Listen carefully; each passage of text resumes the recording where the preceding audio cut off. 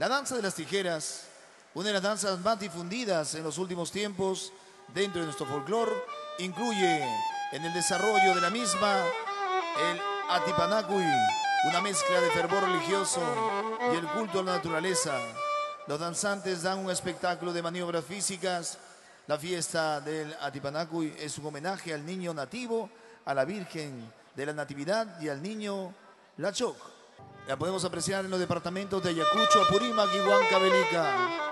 Danza considerada como Patrimonio Cultural Inmaterial de la Humanidad por la UNESCO en el año 2010. Fuerte las palmas, fuerte los aplausos. Colegio Claretiano de Huancayo, danzantes de tijera.